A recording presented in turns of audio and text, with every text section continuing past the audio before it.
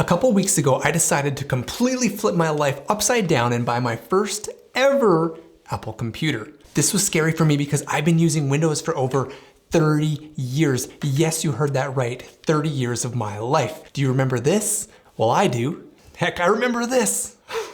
So, was it the worst decision ever? Am I insanely frustrated, desperately missing and longing for the comfort, familiarity, and touch of an old friend? Or was switching to Apple the best decision I've made? In this video, I'm going to talk about what I like, what I don't, and whether or not I'm going to return the laptop before the return window closes. Let's get into it right now.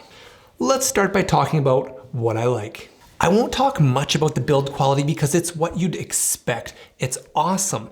Everything feels premium. It's what you'd hope your tech feels like. My Windows laptop is more plasticky and it kind of feels like it'll bend in half when I pick it up with one hand. Does that make sense?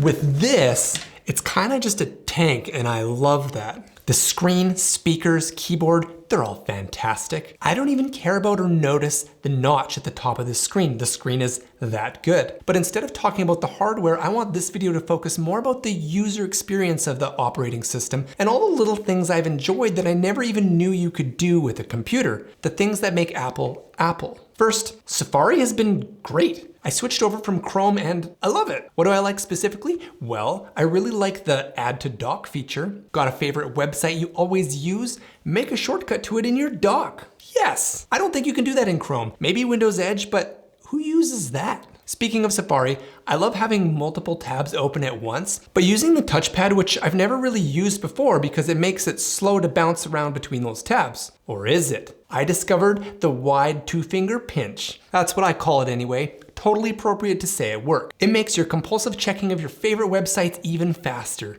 Love the wide two-finger pinch. I'm really digging all kinds of gestures actually. The three-finger drag, four-finger mission control, four-finger swipe, 5 fingers launchpad. I feel like I'm writing a dirty talk handbook in sign language. It's gonna take time for me to build that muscle memory for all those sexy gestures, but once you do, it's a great way to quickly move between apps. If gestures aren't enough, let's talk about the keyboard shortcuts. They are also great. When you're in the flow state, you move efficiently, right? And perhaps the most efficient thing ever is Spotlight. It's an awesome search feature baked into the Apple OS. You just tap Control Space and boom, it's fast and you can get the information or app you need quick. I love Spotlight. I also really like being able to customize Finder, which is the Windows Explorer equivalent, and I use it all the time. You can customize which folder you want it to show when you open it. Simple, nice. I like my starting folder to be Documents, little things. AirDrop is sick. I mean, you Mac users know, but for us Windows/Android peeps, it's kind of alien. I mean, you can do similar things, but Apple just does it so easily, so simply, it's awesome. Knowing that it's there changes how you use your devices and share everything. I'm not fully into the Apple ecosystem yet, so this is still new for me. I don't always remember to use AirDrop, but when I do it between devices, it's so cool. I just love how the devices play together. Check this out. I can easily extend my display to my iPad just like that. Just like that. Why is this cool? Well, for me, when video editing, it's always nice to have more information. And especially if I'm on the go, I can create a little mini workstation wherever I am so easily. That's what I'm talking about. Check out the three-finger preview. Oh, that's going in the handbook. Using the three-finger preview in Safari, you can preview websites without even going to the site. Sick! And lastly, my favorite thing since buying this MacBook is the battery life. The battery is incredible. It gives me the confidence to leave the house and do stuff, anything. When you have a 3-year-old Windows gaming laptop, would you feel comfortable going out and doing video editing in your car for a couple hours while your kid is in gymnastics? Yeah, I didn't think so. I can edit 4K videos on battery, no problem for hours. That's insane. Now, before I get to the bad, here are a few things I haven't gotten used to yet, so I don't want to say if they are good or bad. With the first, the clock. On a Mac, it's up here. On a Windows, it's down here. That doesn't really matter, but I just keep looking down for it. Hey pal, eyes up here. I can't figure out how to minimize everything. In Windows, I miss the corners. You don't have to be accurate, you just blast to the corners and boom, everything minimized. You can create corners to show the desktop with Mac, but it's different. What could I be doing where I'd want to minimize everything, you might be wondering? Working on my dirty talk in sign language handbook, of course. Or just with the trackpad in Windows, you just swipe down and boom, start fresh. But with Mac, they say Command H or Command M or Options Command M, but it doesn't work like how I want it to. It doesn't just minimize everything. Like I said, there are shortcuts to get to the desktop and to switch between everything, but it's not the real desktop. If I click anywhere, everything just pops back up. I just want to start fresh from home base some of the time. Does that make sense? I'm getting used to it. Let me know if you know the answer. Now, I still miss my delete key. I often need to delete forward and it's still clumsy for me. Control D or function delete. It's taking me longer than I thought to get used to that, but I'm getting there. Plus, I fumble with the control button and where it's located. Heck, I never know when to use function, control, options, or command.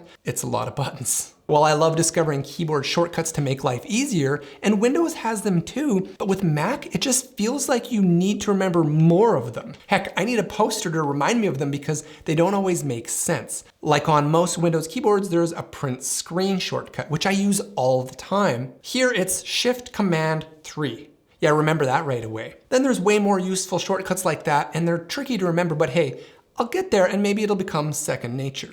Now there are a lot of what seem like really cool things I haven't even used yet, like shortcuts, and I've been trying to use all the apps, but since I'm still with my Android phone and haven't had the resources to get an iPhone, I haven't really invested my time into the email, reminders, lists, or calendar app yet. Okay, so it sounds like I'm pretty happy, right? What about the bad? Are there any? To be honest, it's a pretty short list so far. And again, maybe some of it is just me not knowing what I'm doing. For example, I downloaded a bunch of pictures, right? So I open up one picture and I want to see the next one. I can't. The arrows don't do anything. I have to close it and open the next picture manually. I can't use my arrow keys to get to the next picture. Why not? I can on Windows. You're supposed to be easier, Mac. What am I doing wrong? It's not obvious. But besides little things that aren't really bad, there is one bad thing about this ecosystem, and I mean really bad for some, it's the gaming options. I mean, you don't buy a Mac because you want to game, but when you spend this kind of money, you kind of expect that you should be able to, you know? Luckily for me, my main game Hearthstone works, and it works great on here. Yeah. But when I go through Battle.net trying to install the rest of the games that I want to play, nope, nope, nope. How about my Steam library of games? Nope, nope, nope, nope. Sure, there is Apple Arcade, which I haven't even opened yet, but if you want to play good, popular games, the ecosystem is pretty weak. Like I can play Path of Exile on here, which is great, but it's not optimized for it. It runs better on my 3-year-old Windows PC, and there are apps to sideload Windows and to play games on here, but I haven't gone down that path yet. So that's about it. I'm really loving this M3 Max MacBook Pro. I'm loving the Apple ecosystem. It's awesome, and I'm really leaning towards sticking around the ecosystem. And yes, you heard me. This is the M3 Max, not the M3 Pro, which I initially bought when I made my first video of switching to Mac. On my other channel, The Sad Studio, where I talk about video editing gear and YouTube stuff, I compared the M3 Pro versus the M3 Max when it comes to making YouTube videos, and the Pro with 18 gigs of RAM was not quite good enough for how I use it, so I bought this beast, and yes, it is exactly that, a beast. However, it costs so much, it makes me sick. I am still within my return window, so part of me wants to return this, maybe get an M1 Max with 64 gigs of RAM, which should still be enough for my video editing, and then I'll have enough money left over to put my kids through school. That's how much these things cost. No, but seriously, I'd be able to save thousands of dollars. I'm not sure what I'll do yet. It's amazing having this bleeding edge tech. I love it so much. I've never really bought anything bleeding edge before, and it's just so capable. And again, if I wasn't curious enough to have bought this bleeding edge Apple tech, I never would have tried Apple, so I'm glad that I did. Now I just need to find the right one. The thing is, Apple tech makes me want to learn how to really use it and become a better user. I never went out of my way to learn Windows shortcuts, you know? And since this Max has such incredible performance, I don't feel like I'm limited by anything besides my imagination. The portable performance Apple has managed to create is wild. It gives me confidence of being able to be productive while I'm on the go, and that's what I've wanted all along. Apple really does a good job of taking complicated things and making them seem so simple. So what do I think after 2 weeks of using Apple? I think it's just great. It's terribly expensive to get the good stuff, but I can see why people do. I kind of can't wait to get more. Now I want the phone, the headphones, the watch. Thanks, Apple. Your Kool-Aid tastes damn good.